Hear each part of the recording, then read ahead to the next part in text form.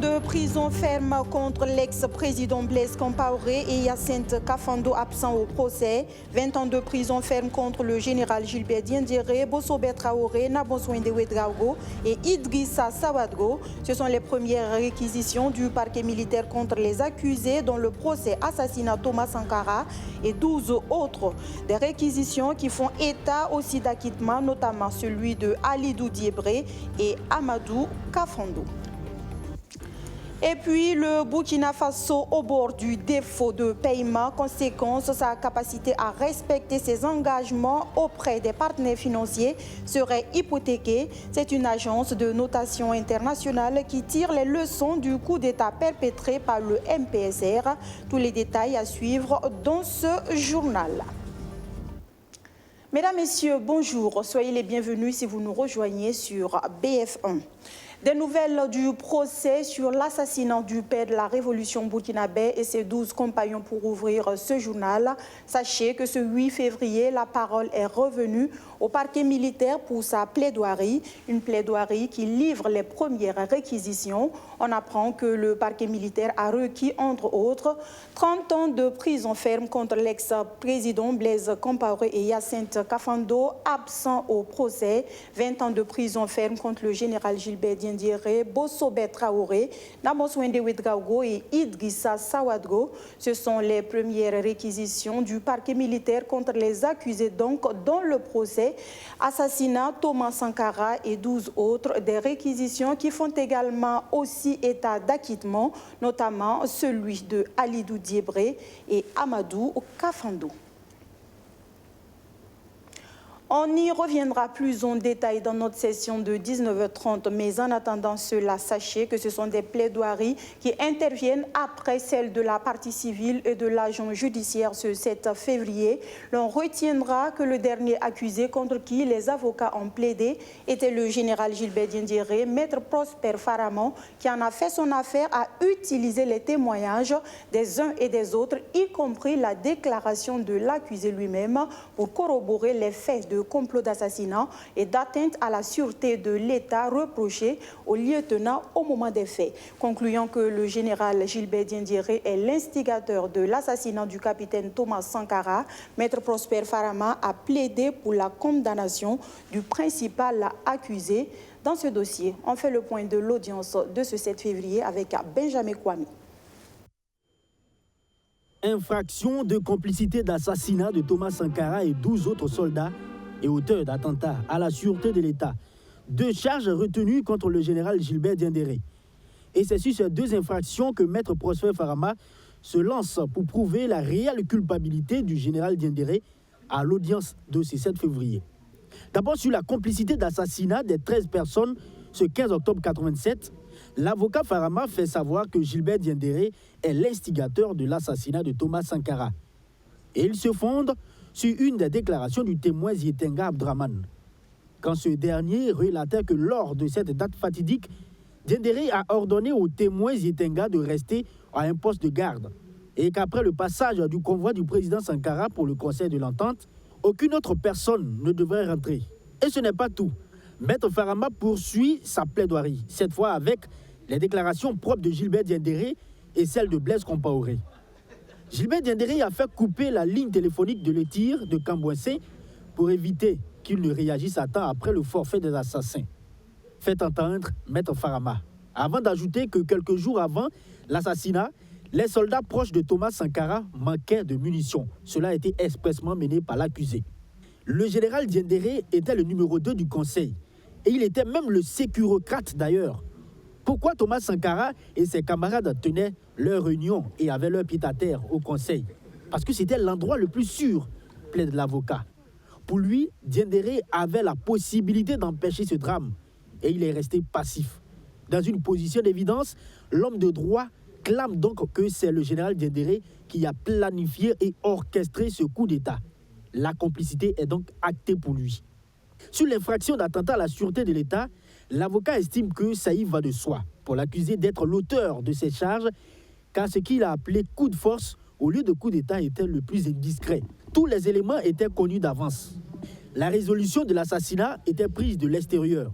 Un complot à ciel ouvert au point où même les vendeuses de soupe étaient au courant. Pour conforter sa position, l'avocat a établi le lien entre les personnalités de Blaise Compaoré et Gilbert Diendéré. Le général a été les yeux, les oreilles et même la peau de Blaise Compaoré. Un homme calme, sympathique et très intelligent. Ça se voit même dans les réponses qu'il donne ici, devant vous, Monsieur le Président. Même s'il a fait tout de même le coup d'État le plus idiot du pays, déclare Farama. Anecdotant encore sur la personnalité de l'accusé, Maître Farama dit ceci. Une connaissance m'a raconté pourquoi les gens ont-ils peur du général. Celui-ci répond qu'il serait waké, c'est-à-dire mystiquement protégé. Et que lorsque vous le fixez droit dans les yeux, vous êtes subjugué. Farama fait un aveu à son tour, séance tenante. Bon général, c'est pourquoi j'évite de vous regarder droit dans les yeux. Et le public tombe dans un grand rire, y compris le général lui-même. Et de poursuivre, le général est un homme loyal, mais qui s'est mis du mauvais camp et pour la mauvaise cause. Il a mal à la responsabilité. Maître Prosper Farama cite les cas d'Abou Boukari et le putsch de 2015. Pour lui, toute la version donnée par Gilbert Diendéré dans ce drame n'est pas vraie. Alors qu'au sein de l'opinion, les uns et les autres parlent de pardon et de réconciliation dans ce procès, l'avocat, lui, est ferme.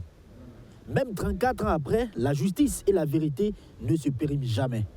On pardonne à quelqu'un qui lui-même demande pardon. Qui parmi ces accusés a avoué ses erreurs ou ses crimes? Personne, s'exclame l'avocat avant de préciser. Et on demande aux victimes de pardonner? Non, ça ne marche pas comme ça. Même la Bible dit, une faute avouée est à moitié pardonnée, dira l'avocat. Avant de terminer sa plaidoirie, Maître Farama rappelle que depuis 1966, le Burkina Faso ne vit que de coups d'État, des plus violentes aux moins violentes. Pour Thomas Sankara, était d'une violence extrême. Nous n'avons aucun acharnement contre Gilbert Diendéré, mais tous les éléments factuels de droit sont clairs. Tout est corroborant. Le président du tribunal doit dire sans état d'âme s'il est coupable de le condamner, sinon aussi de le libérer. Il appartient au président du tribunal de bien délibérer pour que l'impunité ne devienne pas une seconde nature pour les Burkinabés, fait savoir l'avocat. Les audiences se poursuivent ce 8 février. Un procès qui se déroule dans un contexte économique difficile. Les nouvelles ne sont pas très bonnes pour le Burkina Faso. Le pays serait au bord du défaut de paiement selon l'échelle de notation de l'agence américaine Standard & Poor's. Selon le dernier rapport semestriel de cette agence, sorti 2 jours après le coup d'État du MPSR, le Burkina Faso a baissé de 2 niveaux, passant de BB, entendez par là, solvabilité dépendant des conditions économiques ainsi que de la concurrence, à CCC+, qui signifie risque de solvabilité hautement spéculative, laquelle note limite la capacité du pays à faire face à ses engagements vis-à-vis de ses créanciers internationaux. C'est le sujet de la chronique économique de ce lundi. Toutes les explications avec Archimède Boy. Sur le dernier rapport semestriel de la société financière Standard & Poor's, la note de crédit du Burkina Faso passe de BB, c'est-à-dire solvabilité dépendante des conditions économiques ainsi que de la concurrence, à CCC+, risque de solvabilité hautement spéculative. Le pays enregistre ainsi une baisse de 2 niveaux par rapport à l'échelle de cette société américaine de notation financière publiée le 26 janvier dernier. Mais que signifie la note CCC+? CCC+, signifie que le Burkina est juste à côté de l'autre note, c'est-à-dire le défaut de paiement. C'est-à-dire qu'on n'est pas encore en défaut de paiement, mais on est placé juste à la limite. C'est-à-dire que si on dégrade encore notre note d'un seul niveau, le Burkina tomberait en défaut de paiement. Quand on parle de défaut de paiement, c'est-à-dire on parle toujours de crédit. Si vous savez, les États, ils lèvent des fonds, que ce soit sur le marché régional que sur le marché international. Et cette levée de fonds, ça équivaut à un crédit que l'on prend en banque. Si le pays venait à tomber dans le défaut de paiement, il ne serait pas en mesure de faire face à ses engagements liés au service de la dette et aurait des difficultés à obtenir de nouveaux prêts. Mais pour comprendre les raisons de la dégradation de la note du Burkina Faso, il faut remonter à la méthodologie de l'agence Standard & Poor's. Il mesure certains risques, c'est-à-dire les risques sécuritaires, les risques sanitaires, le niveau de la dette, le niveau d'augmentation des ressources, de développement.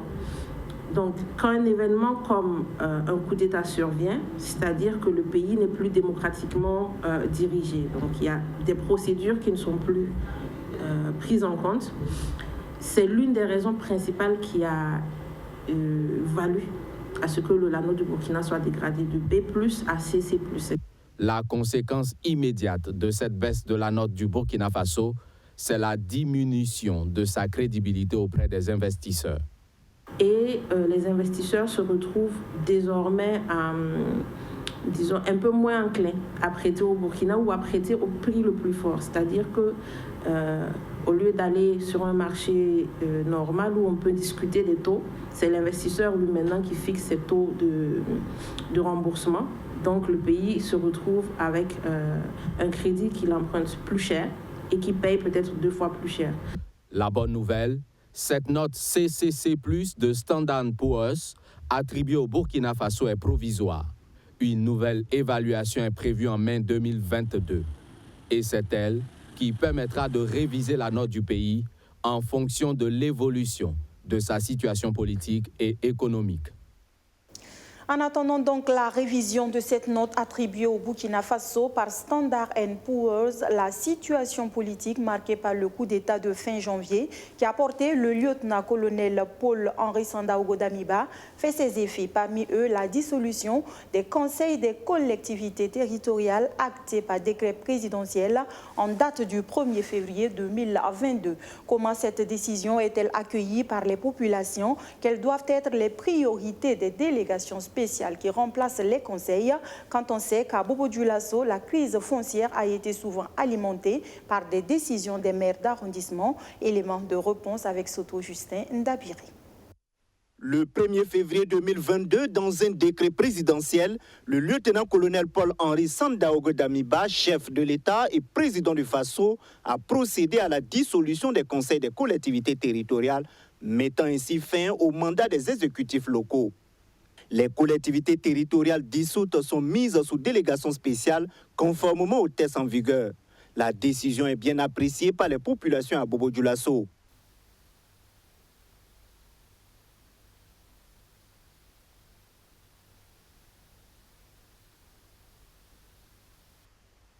Même de par le passé, j'ai animé une conférence de presse le 6 novembre pour demander même la dissolution du conseil municipal de l'arrondissement numéro 7.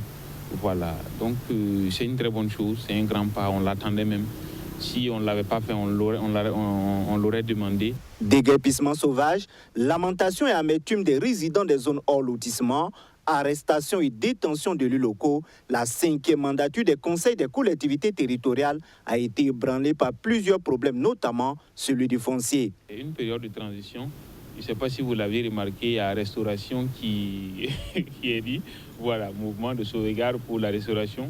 Nous allons aussi demander à être restaurés, remis dans nos droits, puisque dans l'arrondissement numéro 7 ici, je vais prendre un exemple, puisqu'il y en a beaucoup, dans l'arrondissement numéro 7 ici, il y a les promoteurs immobiliers qui se sont accaparés de toute la quasi-totalité des terres. Nous allons demander restauration, bien sûr, à ce régime. La délégation spéciale de 2015 est venue dans un contexte d'insurrection.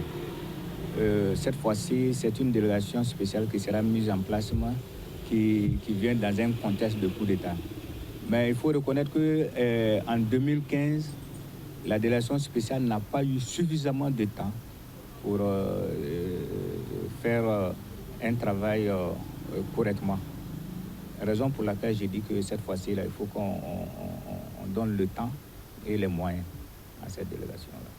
Selon l'article 2 du chapitre 1 du décret présidentiel de 2013, portant conditions d'installation, composition et fonctionnement de délégation spéciale des collectivités territoriales, la délégation spéciale est une commission administrative composée de membres nommés dans une collectivité territoriale et chargée d'assurer l'administration de la collectivité lorsque l'organe délibérant de la collectivité territoriale est dissous. À Bobo-Dioulasso, nous y restons pour parler maintenant, ou mieux dépeindre le calvaire ou le parcours du combattant des demandeurs de permis urbains d'habiter. Le cas de Ousmane Diallo, un retraité de la SECNA, le prouve à souhait. Une année maintenant qu'il fait des va-et-vient au guichet unique du foncier. Il n'a toujours pas gain de cause. À qui la faute? Pourquoi ce calvaire? Les éléments de réponse avec Soto Justin Ndabiri. Voilà déjà plus d'une année que Ousmane Diallo fait des allers-retours de son domicile au guichet unique du foncier de Bobo-Dioulasso.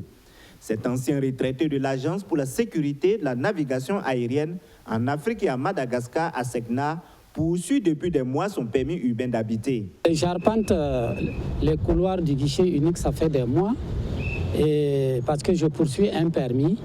Et à chaque fois que je suis venu, on me dit que le permis est bloqué au niveau de la mairie de l'arrondissement 7.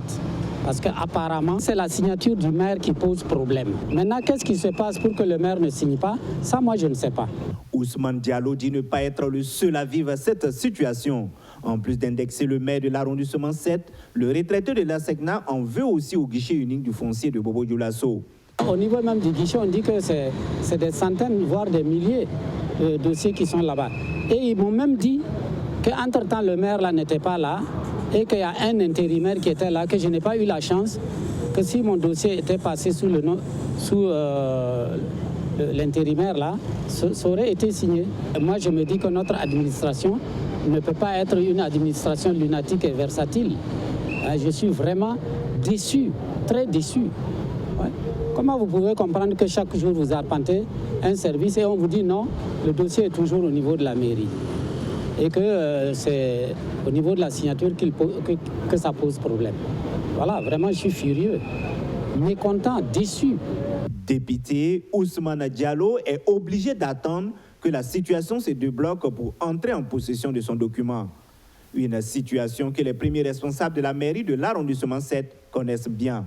Pour le secrétaire général de l'arrondissement 7, le retard constaté dans le traitement des dossiers des permis urbains habités est dû à l'intérim constaté au sein de la mairie depuis février 2021. Donc il fallait attendre carrément la fin du mois d'août, notamment le 31 août, pour assister effectivement à l'évolution des pouvoirs de l'intérimaire qui s'est vu effectivement attribuer un deuxième intérim. Et dans cette deuxième phase d'intérim, M. Charles Sanok pouvait en fait gérer les compétences en fait, qui revenaient de droit au maire de l'arrondissement 7. Donc en un mot, il disposait en fait de la plénitude des fonctions de maire. Donc dès cette période, effectivement, il pouvait signer les demandes de PUH adressées au maire de l'arrondissement numéro 7. De façon globale, c'est la situation politico-administrative en fait que l'arrondissement a traversée qui a dû ralentir le traitement des PUH au niveau de l'arrondissement 7. Le maire de l'arrondissement 7 ne serait donc pas à l'origine du retard mis pour la signature des permis urbains d'habiter selon Étienne Bako.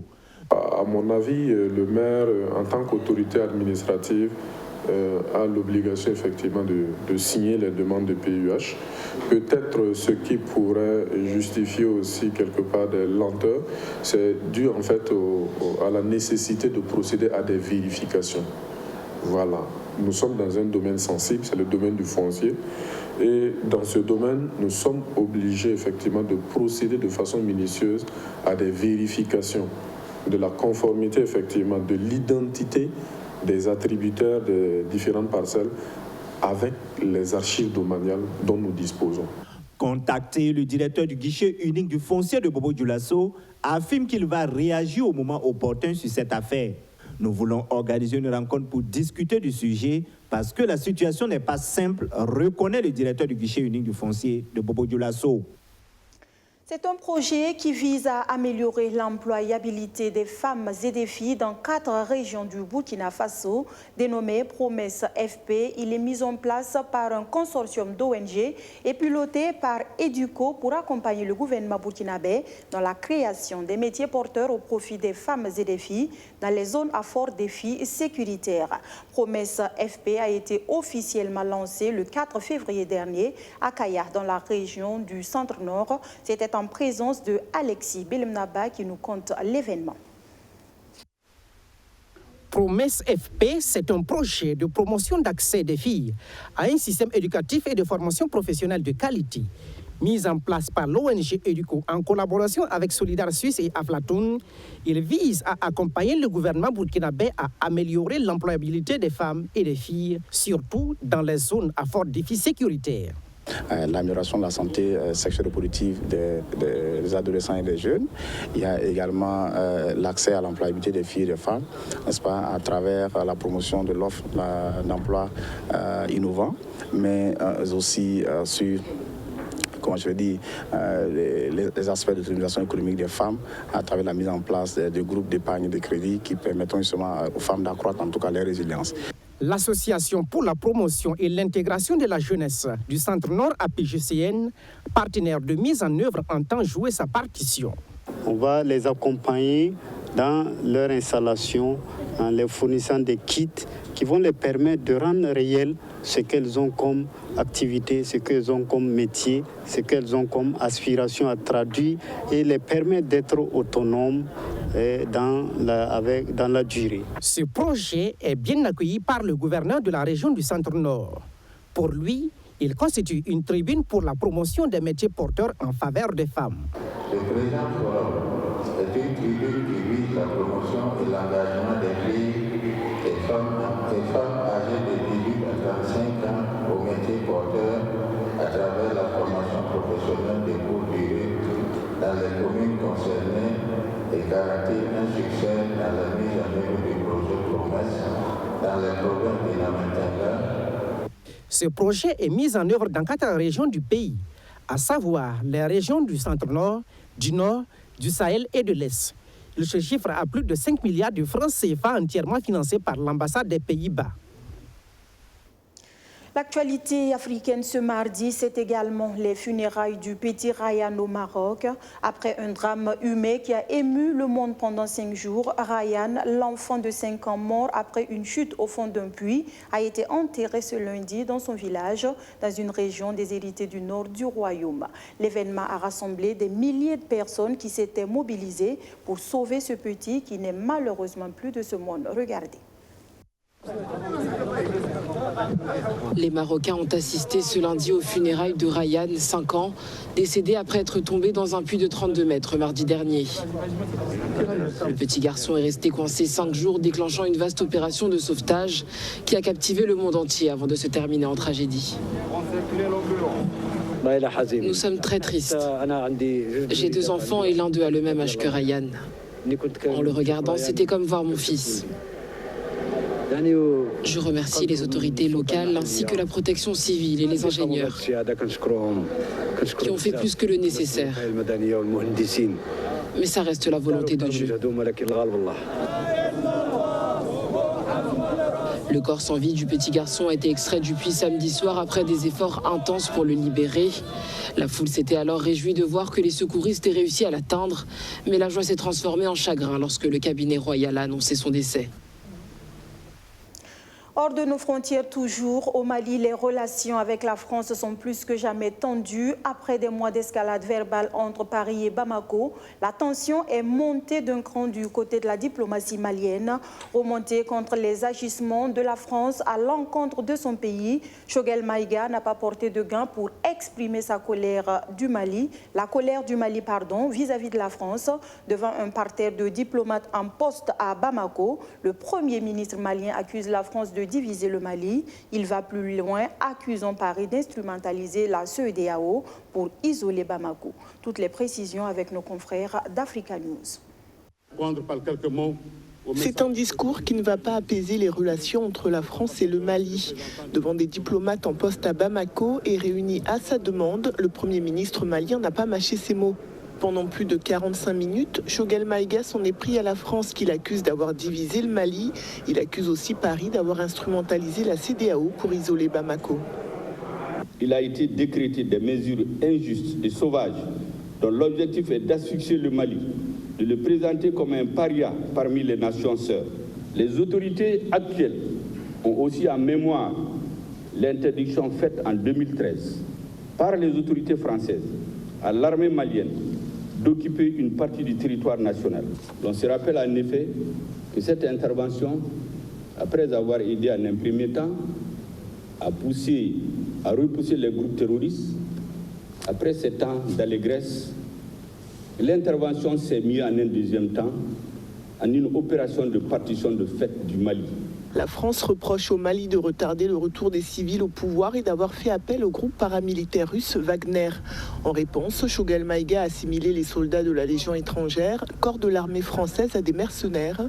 De son côté, l'Élysée envisage d'annoncer dans quelques semaines le départ des troupes françaises du Mali, mais pas du Sahel. Le Mali qui, malgré son isolation, reste droit dans ses bottes au nom de sa sécurité et de son intégrité. On peut dire que les autorités de la transition sont sur la bonne voie. Ségou, désormais vivable, pense même à la fête. La localité accueille le plus grand salon d'art contemporain du Mali. Ségou Art, festival d'art plastique, rendez-vous du donner et du recevoir, réunit en ce moment dans cette ville historique du Mali des festivaliers de plus de 31 pays africains. L'ouverture du festival en son et en images avec Abdouaziz Saré. Sur le podium dressé en bordure du fleuve Niger, les plus grands artistes de la ville de Ségou dans le nord-est du Mali se produisent.